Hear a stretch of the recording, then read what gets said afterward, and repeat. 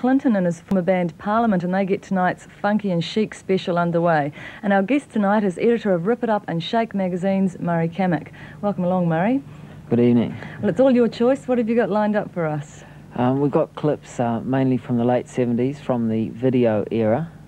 It would have been nice to have some old soul classics, but if there's no videos, we can't show them. The stuff we've got mainly focuses on the rhythmic explorations of the late 70s, the music that owes a lot more to, say, James Brown than the old soul traditions. And what about George Clinton? He's a fairly bizarre character. Where does he fit into the picture? Yeah, well, he's a freak from way, way back. He's been around a long while. It's debatable whether he's out in the lead, in the front, or whether he's just over the top. Right. His band is not on the road at the moment, Parliament, so his sideman, Bernie Worrell, he's been reduced to playing in the Talking Heads lineup and stopped making sense. You say reduced, but that'd be a fairly debatable word, wouldn't it? Well, he's moved from playing keyboards at the frontier to keyboards in the mainstream, maybe. I see. Well, what's next? Luther Vandross, he's a big favourite of mine. He's really still living in the soul age. His material is in the tradition of Sam Cooke, sweet soul vocals. But beneath that melody is sort of the toughest rhythm sound you'll hear on record today. His collaborator and major contributor is Marcus Miller, a bass player who also works with Miles Davis. Well, your next two choices, Murray, seem a little more on the seedy side, Prince and also Rick James. Yes, Rick James broke away from the nice guy image, that the traditional sort of black showman image, and went for a tougher sort of persona. That's how he got started, that's how he attracted attention, and at the time they called it punk funk. Right, and Prince seems to have taken that bad guy image that you're talking about even one step further. Well, they've been very competitive, trying to draw attention to themselves, and that competition, I think, has helped them both further their respective sounds. Sure, and both of them seem to very much enjoy hamming it up in front of the camera. Yes, you've sort of got to overlook the pose, I think, and particularly Rick James's lapse in taste in the clothing department in this video. But if you ignore the pose for a little while, you realise that their rock-influenced funk is definitely going somewhere. Prince, both punch over the top, but in fact they are quite different, aren't they? Yes, Prince is a genuine angry young man lyricist, whereas Rick James is older, more cynical, and he exercises his sense of humour far more often. I could see that in the guitar solo in that clip was rather humorous. Yes, yes.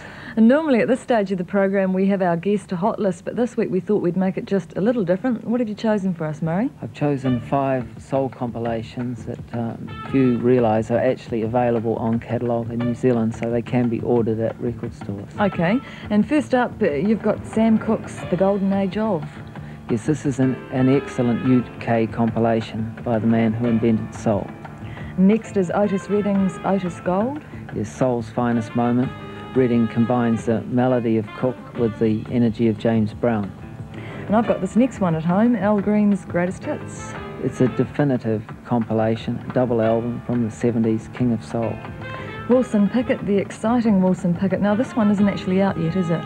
No, it's soon to be reissued. It's a 60s best of, a selection from his first 2 albums. And finally, this Motown compilation, and what's on this one? There's 25 Motown hits right from the Supremes through to Rick James. And you haven't included any Soul Sisters on that list?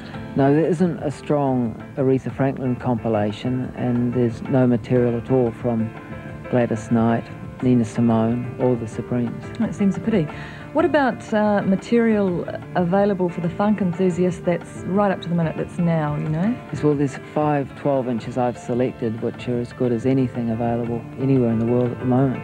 Sure, and as you can see, there's everything from Sylvester's Rock the Box to Penny Ford, and I suggest you ask for them at your local record store. Thanks very much, Murray, and I see that your next choice is rather wholesome. We don't see too much of Michael Jackson on this show. No, well, that's your dilemma, but I think despite all the Jackson mania of late, you can't deny that in the late 70s, when their teen career looked as though it was sort of almost washed up, they were able to write and produce their own album, Destiny, which with a track like Blame It on the Boogie was the start of something new, and it contains the essence of Michael's solo career within that song. Right, that's almost a must, Murray. One thing I'd be interested in knowing, how bright is the horizon for future releases of black music in New Zealand? 1985 is going to be a very good year. Lots of stuff scheduled. On MCA there's a new Patti LaBelle album and a Bobby Womack album. RCA have picked up the Motown label and the Total Experience label, so there's lots of Motown stuff, plus the Gap Band. RCA have also dug out an old unreleased live tape of Sam Cooke at a nightclub. Should be very soulful. And Festival Records have picked up the Island label, some Washington music, the Go-Go Sound, and also from Philly World, people like Eugene Wilde. So it's going to be a great year. So there's a lot to look forward to. Okay, well, these last three clips, the Daz Band, 3 Degrees and the Four Tops, you've lumped together in one package. Why is that? Well, I've always been a fan of vocal groups like the Four Tops, Temptations, and thankfully that tradition is still alive with the sound of the synthesizer. Now people want a good human voice as well.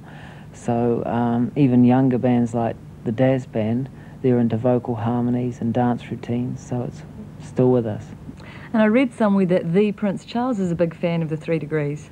Yes, he's apparently got up and boogied down on several occasions to the 3 Degrees. Hard to imagine, but nevertheless, thank you very much for coming along tonight, Murray. It's been quite illuminating and enjoyable to see some of these archive clips. Well, thank you. It's been fun being here.